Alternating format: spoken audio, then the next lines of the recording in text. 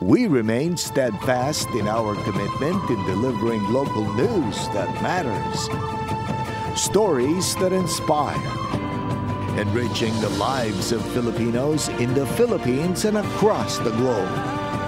This is your GMA Regional TV. Buong puso para sa Pilipino.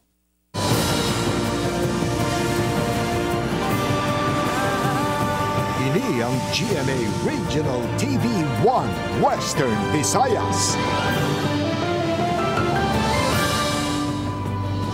Mayong hapon ini ang 1 Western Visayas, masaligan, sadsaran sang kamatuoran, kagwalasang ginadampigan. Ako si Gertrude Charlatan. Magadulong sa inyo sang pinakadako kag komprehensibo nga mga balita sa Kabisayan nakatungdan. Caitlin Revilla, live sa GMA Iloilo Station. Kag ako naman sa Eden Triatos, live gikan diri sa GMA Bacolod Station.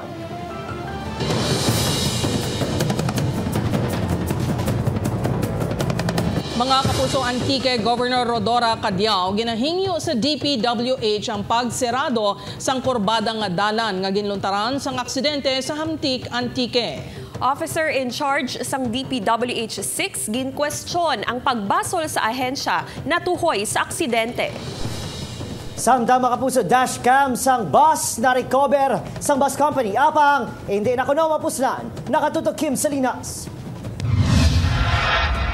Killer curve, ang makamamatay nga kurbada sa barangay Igbokagay, Hamtik, Antique ang nangin topiko naman sang kadaman bangod sang paghulog sang bus sa pila sa Martes. Agud wala na sang kabuhi nga madula, igarekomendar sang gobernador sang Antique sa Department of Works and Highways ang pagpasarado sang nasambit nga dalan kag pagpangita sang bago nga dalan. I think it's about time that we have to finally address, close and abandon that section of the road and make another road para mabigyan na ng peace ang mga namatayan dyan. Sa karon ginahulat pa sang gobernador sang Antique ang datos sang tanan nga salakyan nga nahulog sa pilas kag pila ka tawo ang napatay. Iga-presentar sang gobernador ang datos sa DPWH. Suno kay Cadiao, personal siya nga mikapagkita kay DPWH Secretary Manuel Bonoan sa Lunes agud istoryahan ang nagakaigo nga himuon sa dalan. Marami nang namatay dyan.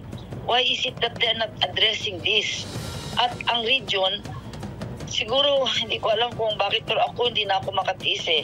Kaya pumunta na ako diretso dito sa Manila para hihingi ako ng audience kay Secretary Bonoan and appeal to him on behalf of the Antiqueños. Bukas naman ang DPWH 6 sa suwestyon sa mga lideres sa kung ano ang maayong himuon sa killer curve.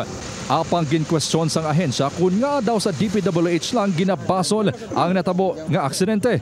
So why put the blame on the roads existing nga dalan? Pero anong natabo sang series, ginlapos yan do ka barrier eh. Why put the blame sa DPWH, sabi? Gina-consider ang tanan niya suggestion sa aton nga mga leaders and we respect their observation. Sunod sa DPWH, kompleto ang kurbada nga dalan sa mga amenities kaangay sang markings kag solar street lights. Nagmando naman si Oropel sa ila planning kag district engineers nga tun-an kung paano pagid maimprobar ang area. Nagaplano naman ang Antique Provincial Government nga butangan sang checkpoint 50 ka metros antes ang dalan agud maalerto ang mga nagabiyahe. Samtang na-recover na sang Vilacar Transit Incorporated ang dashcam sang ilang bus nga nahulog sa pilas. Apang sang ginlantaw, wasak na ini kag hindi na mapuslan. But sad to say na ano siya, was stuck. So we cannot do something about it. We were able to find it, yun talaga was stuck. Nagapabilin sa gihapon sa 18 ang napatay sa aksidente kag 4 ang yara na sa estable ang kondisyon. Sa anong mga kritikal kahapon, 4 pa ang ginatutukan, samtang 2 ang ga-recover na. Upod Kermel Porquia, Kim Salinas, 1 Western Visayas. Samtang nagpaathag ang LTFRB6 nga nagakinahanglan sa nagakaigo nga tiyempo sa investigasyon sa natabo nga pagkahulog sang bus sa Hamtik, Antique, rason nga halin sa 30 dias, ginhimo nga 90 dias ang preventive suspension sa pagbiyahe sang 12 ka units sa idalom sang Vilacar Transit Incorporated. Pilan sa mga kondisyon nga ipakomply sa kumpanya amo ang roadworthiness, pagpaidalom sa road safety seminar, drug testing sa mga driver kag konduktor, kag iban pa nga dokumento nga kabahin sang investigasyon. Wala naman sang kabalakan sa numero sang units nga sakyan sang commuter subong nga holiday season sa ruta Iloilo Antique vice versa. Bangod may nabilin pa nga masobra 100 units halin sa iban nga operators. Aside from this franchise, there are many other franchises nga iya sang series traveling Iloilo to Antique, all the way down Iban gani, all the way down to Katiklan and Kalibo. Wala sing kabalakan kung parte lang man sa sufficiency sang salakyan, no? Kay nagapati kita nga ang damo pa ang manabilin nga buses nga authorized.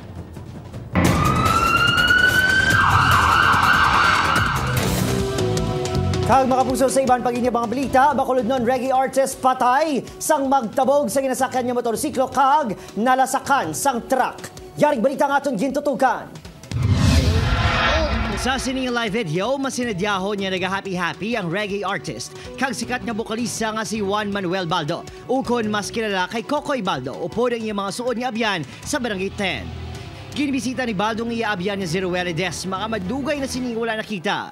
Sa tunga sa ilali ng as, hinaling na nahulog ang diskusyon sa seryoso nga topiko sa kamatayon. Mo ko to ko ako mapatay kantahan mo ko. Ngina mo ko na sa. No, hindi ko yung kanta si mo kay may hindi na ko nakabalo magkanta kay maybe na ko na maybe. Naman ang balasakon. Kagahon na sa nagdesisyon ang mag-abyan nga magpauli.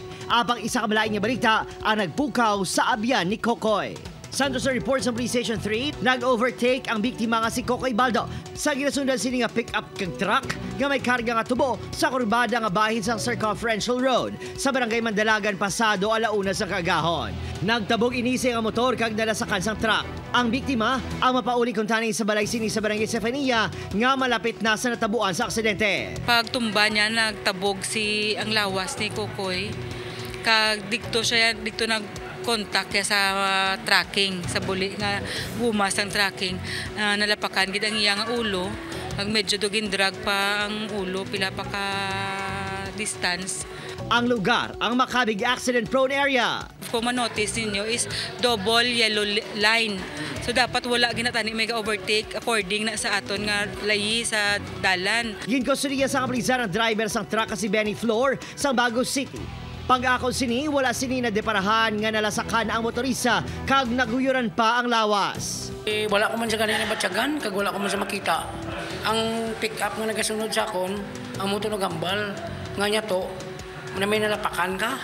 Posible magapakatubang sa kaso ng reckless imprudence resulting to homicide and damage to property ang driver. Kung hindi man nahungod sa bana, kumantani, ginapangayo kumantani sila nga pasensyaw na lang ganila ang bana ko. Kaya ako aksidente, Minister Motik. Ang bangkay isang singer ang natala ng ikrimi. Si Kokoy ang nakilala bangod sa unique nga atake sa mga pyesa kag performances. Opo-Jerino Gisilio, Adrian Priatos, Western Visayas.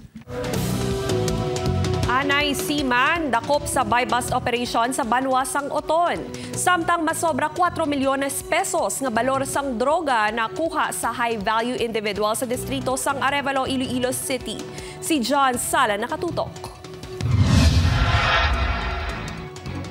Wala na nakapalagpas sa makatapos ang Oton Municipal Police Station Drug Enforcement Team ang Anay Seaman nga si alias George matapos nga badakpan sa drug buy-bust operation kagabi sa Barangay Poblacion, South Oton. Nakuha sa subject ang 30 tanan ka sachets ang suspected siya bulakip ng buy-bust item nga may kabugusan nga balor nga 204,000 pesos. Suno sa Oton Police madugay na ginamonitor ang subject kag siya man ang source ang nadakpan sadto sa Banwa. Nagwa man iya nga pangalan no sa previous naton operation way back 8 months ago no ay tungod sa isa naton dira ka operation gin-reveal nga siya man ang source ng illegal drugs. That's why after sa operation nga ini naglakat ini siya pa Manila. Sa pagpangusisa sa Oton MPS natala na kuno kung taning ibaligya sang subject ang droga subong adlaw kadungan sang kapiyastahan sang Banwa. Ang ining stocks nga nakuha naton sa iya no gapati kami nga ipaga-dispose sa kidney no kahapon dispiras diri sa Banwa sang Oton kag subong adlawan sang kapiyastahan sang Oton. Arestado man ang high-value individual sa drug buy-bust operation sa Regional Drug Enforcement Unit sa Barangay Sook, Arevalo, Iloilo City, kainas ang kaagahon. Dakop si alias Burgok 40 anyos nga nakuhaan sang 600 grams ang suspected shabu nga may kabugusan nga balor nga masobra 4 million pesos. Si alias Burgok sir, dugay na ninamon nga target no, kaso medyo wise din siya sa iyang transaction considering nga daw na siya naman nga gina-subject naton sa for monitoring. Yung gina-consider naton sa sir nga HPI no, kag nabilong siya sa aton nga regional priority HPI. Kag isa ini siya sa pinaka-dakuman nga distributor sa illegal drugs sa diri sa Iloilo City sa Iloilo Province. Diri sa syudad sang Iloilo ginakuha sini ang supply suno kay Sulimana. Upuod kay Hans Desierto, John Sala. 1 Western Visayas. Kapuso sa Bacolod City naman kaso grave threat kag alarm scandal ginpasaka na batok sa NBI agent nga napagwas ang pusil kag ginapatihan nagpamahog sa isang waiter sa resto bar sa Bacolod City. Nakatutok, Aileen Pedreso.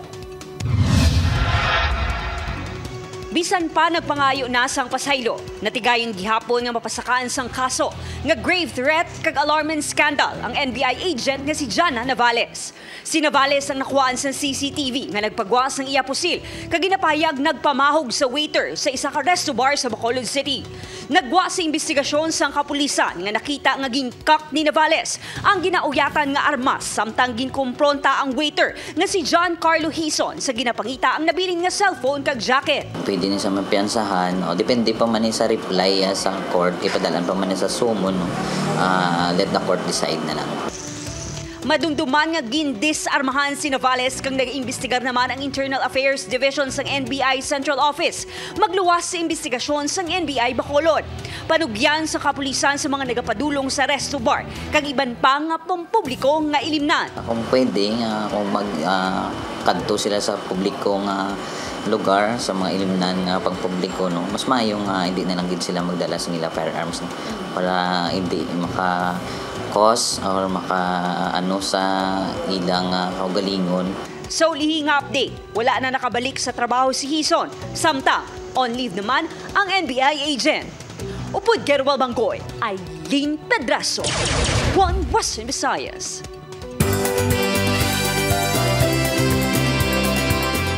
Madamo nga mga deboto nagdagsa sa Parish of the Immaculate Conception sa Banwasang Oton bilang kabahin sang selebrasyon sang kapiestahan ni Immaculada Concepcion. Inyang itutukan ni John Sala. Temprano pa lang kainas ang agad dagsa ng mga deboto sa Parish of the Immaculate Conception sa Banwasang Oton agud magtambong sa misa kadungan sa kapiestahan sang Immaculada Concepcion. Ang Immaculada Concepcion na ginakabig patron sa Pilipinas kag ang kapiestahan sini ang isa sa mga holy day of obligation sa mga Katoliko. Ini isa ka dogma sang simbahan nga Katolika nga aton ginapatihan nga si Maria ginpanamkon nga wala mahilabti sa tong sala nga panublion no, ang original sin no. Amo na nga ginasaulog naton ini kay isa ini ka dako gid nga fiesta no sa Santa Iglesia kay tungod nga si Maria Immaculada Concepcion ginhanda o ginaman siya sang mahal nga Dios agud nga pagadalon niya no ang ginpangako nga manluluwas. Isa sa mga nagtambong sa misa ang tinuig nga deboto sa Birheng Maria nga si Manang Agnes. Ginpangamuyo kuno sinisadto nga mag-ayong iya iloy nga 90 anyos antes ang iya kaadlawan. Nag-ayo siya tapos after 5 years pa siya na patay. So dako ni siya nga point sa kabuhi ko nga ang mahal nga Birhen sa Uton Milagrosa. So kinahanglan ang mga tao magbalik na sa iya kay ang kalibutan subong nakita man naton. Tama, kita bala nga kabudlay. Sa kasaysayan ang simbahan sa Banwasang Oton ang pinakauna nga parokya sa pungsod nga ginpatukod sa ngalan sang Birheng Maria Immaculada Concepcion. Sa karon nga madamo sa pagpanghangkat nga ginaatubang ang tagsa-tagsa, mensahe sang selebrasyon sang Immaculada Concepcion among pagpakabakod kag pagpahugot pa sang debosyon. Paagi sa iya iluynon nga pagtatap kabay nga pamatian kag unungan kita sang iyang presensya no? Kag apisar sa tanan nga mga nagakalahatabo sa sining kabuhi, sa sining kalibutan, hindi kita magkalipat nga mayara kita iloy sa langit nga nagatuytoy ka nagaupod sa aton. Subong adlaw gina sa ulugman ang kapiestahan sang Immaculada Concepcion pinaagi sa mga misa sa Banwasang Kalinog, Iloilo, subong man sa Tanza Parish Church sa Tanza Bonifacio City proper. Upod kay Hans Disieto, John Sala. One Western Visayas.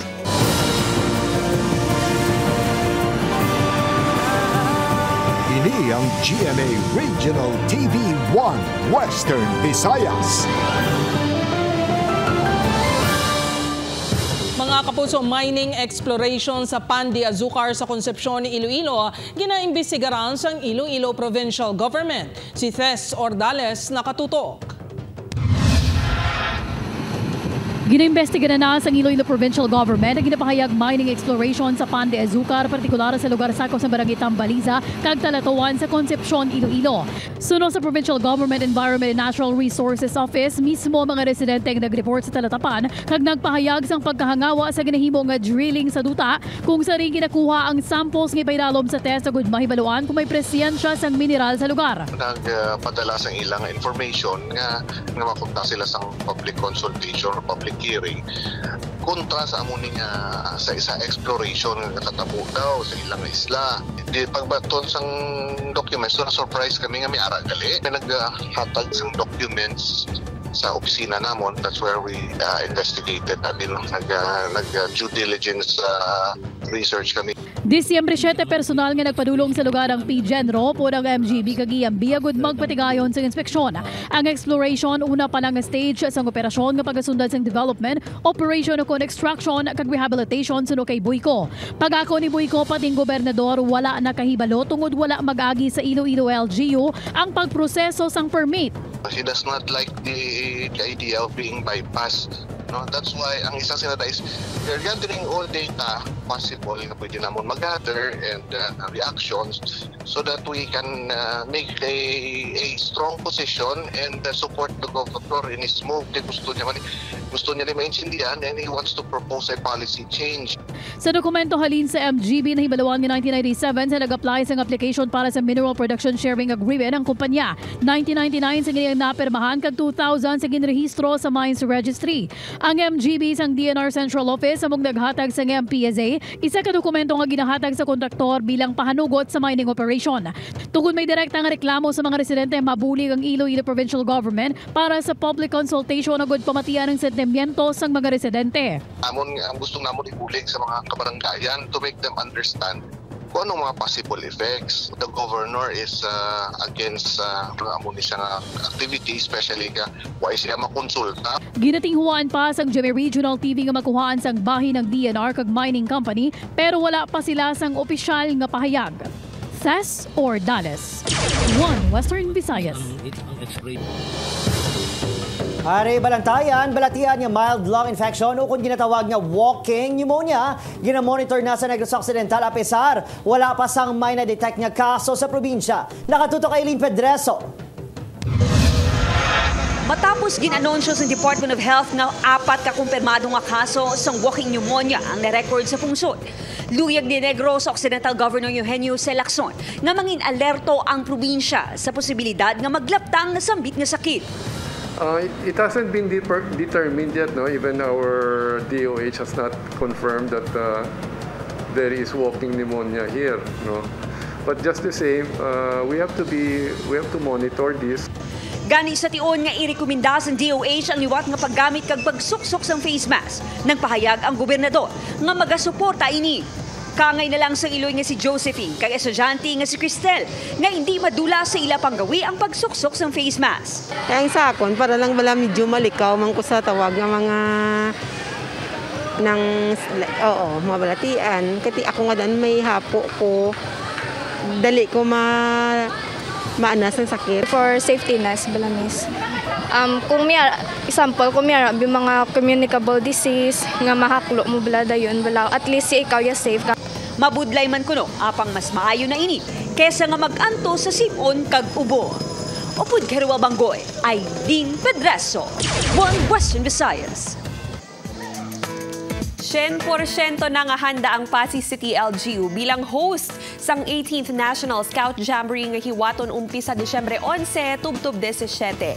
Ginalauman nga masobra 35,000 scouters ang magapasakop sa kahiwatan, lakip na diri ang masobra 15,000 nga halina sa syudad kag probinsya sang Iloilo. Marso subong nga tuig nag-umpisa na ang preparasyon sa nasambit nga national event. Gani kumpiyansa ang Pasay City LGU nga mangin madinalagon ini.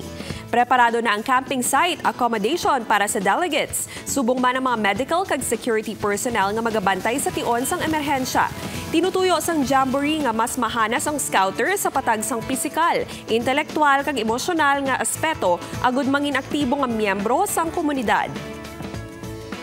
We're very excited to see all the people around the country na naroon around us. We're expecting about 35,000 scouts coming from the whole Philippines. So, medyo kalbaan kasi even though ang facilities natin, we try our best na ihatag na mo ang pinakanami na accommodation.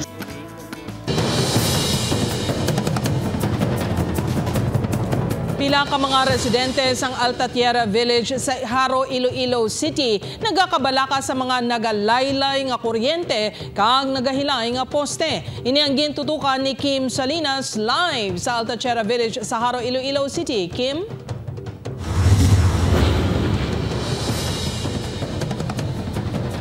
Jert, diri sa Baloy Street sa Alta-Tierra Village, hindi mahimos ang una-una sa mga pumuluyo bangod sang kabalaka sang posibilidad nga sila ang matumbahan sang nagahilay nga poste.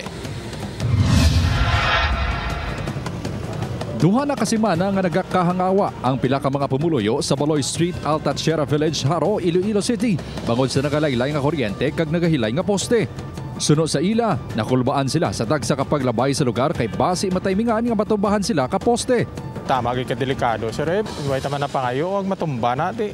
Problema gid nga dako na. Nagakabalaka man ang mga residente kung gabi nga basi masalakay sa maglabay nga truck sa lugar kag maubos kakas ang linya sang kuryente. Doy masalapay ang wiring kasalakyan sa babaw. Ang automatic matumba ang poste. Di may mapatay o salakyan ang magi matumba o magupi. Bangod sa uol kag kadelikado sang sitwasyon, ilahingyo. Ang mayos na tagaan nila concern sa buong temprano pa. Saan nyo pa naaksyonan kung ara na ang emergency nga natabo? Sang nagligad nga semana sa makalabot ang sitwasyon sa mga opisyalis sa barangay sa Quintin-Salas, Haro. Sunod sa co-chairman sa Committee on Energy, nagpakig-angot sila sa More Power Iloilo. Apang sang ginkatuan sang More, nagpamalibad sila nga kayuho ng poste bangod hindi kuno iniila. Gintaw ka na mo ng More, tingin kantuan yung sang More na, bakit sang More, rason nila kuno hindi la poste. Tingin matakalan nila sang signage nga mga wayo ang puti na ang hilo na bla. Ang daw hindi pwede malabayan. Apisar may signage na kag makadwa na kabeses gintukuran sang kawayan ang kuryente sang nagligad nga semana. Nahimo sa gihapon nga masagaid ini. Bangod sa ila pagpati nga may truck sa gihapon nga nagalabay. May kaangtanan sini ginatun-an sang presidente sang homeowner sang Alta-Tierra Village nga si Nelson Lopez nga hindi anay pagpasudlon ang dalago nga truck sa subdivision. Amo na sa main entrance namon may ginapaluloy kami nga amo na sang limitasyon sang height. Amol ganit aning siyang priority ko gid nga magbragit sang guardhouse dira sa kwan kay kun magsin makasulod sila dito sa GMA sa main entrance sa Petron. Hindi sila gyapon kaagi dira sa may tumbang sa Bureau of Fire.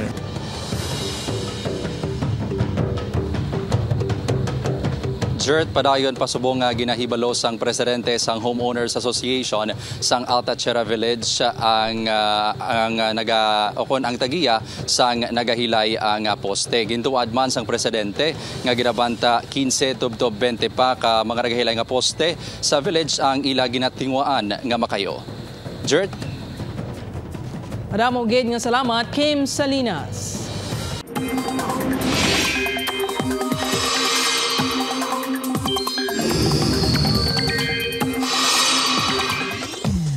Kapuso, sa mga papauli na halin sa ilang trabaho, ipreparar ang inyong payong sa posible nga pag-ulan. Sa mga masunod nga oras, mag-aulan sa pila ka bahin sang Western Visayas base sa rainfall forecast sang Metro Weather. Posible ang heavy rain sa pila ka lugar nga pwede magtugas ang baha o kon landslide. Lauman man ang ulan sa pila ka bahin sang Luzon. Posible ang heavy to intense rain sa pila ka lugar sa Mindanao. Sunod sa pag-asa, mga localized thunderstorm o kun ulan nga tugas ang easterlies ang maeksperiensyahan sa dako nga bahin sang pungsod. Samtang apektado gihapon sang hangin amihan ang extreme northern Luzon.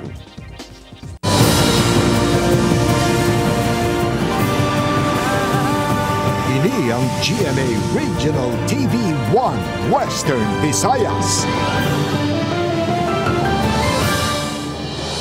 Mapuso siya naman ka mga political prisoners sa isa sa Negros ang magapatigayon sang 24 oras sa fasting kadungan sa International Human Rights Day sa Domingo. Ipanawagan man sa mga ini ang kahilwayan kag patas na proseso sa ilang mga kaso. Panawagan man sa grupo nga matap na ng ginaaligar EJK ukon extrajudicial killings. Ginapahayag man sa grupo nga human rights advocates nga nagdangat na sa 60 ka EJK cases ang ilang record sa pungsod. Kag sunod sa Human Rights Advocates of Negros, 33 ka mga kaso na record sa Negros. May mga balatian na kag matigulang na For God's sake, release them because they have the same rights as we are. We call for our brothers and sisters to believe in the spirit of the incoming birthday of our Lord Jesus Christ na magkakaroon po ng kapayapaan at hustisya at pagkakapantay-pantay.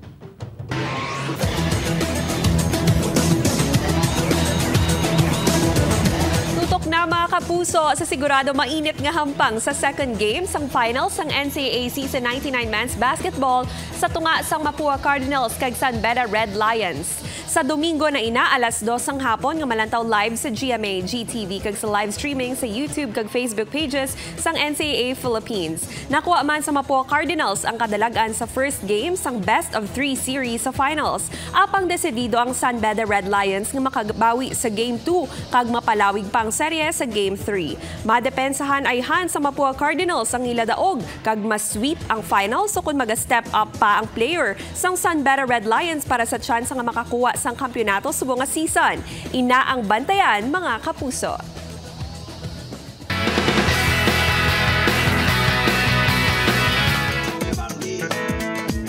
Gintugutan sang netizens ang episode kagabi sang Love Before Sunrise kung sarin ginsakit ni Roald si Stella nga iasawa. Makitan sa episode nga nagbaysay sila tugdog na tikwang ni Roald si Stella kag napila sang ulo sini. Bisa na init, nagbiliban syempre ang netizens sa superb emotion ni Sid Lucero kag Bea Alonzo sa eksena. Natouched naman si Rian Ramos sa suporta ang ginpakita sa best friends nga si Max Collins kag Michelle D. Sa latest of ginshare ni Rian, happy ang tatlo ka BFFs samtag nagalantaw sang premiere night sang ikawat ako sa latest project sa aktres.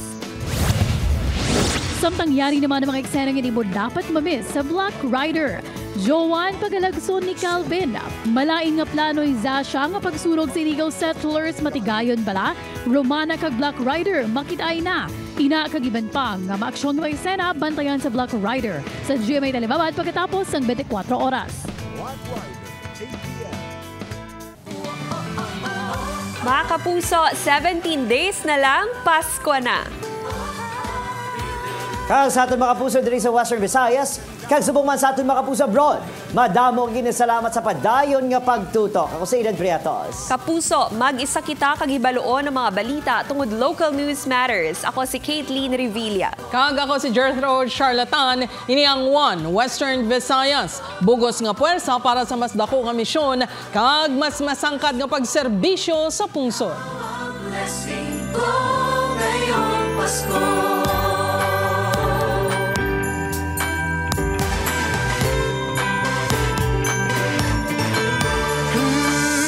Yakap mo ako ay nananabik. Sa Pasko ang tawag.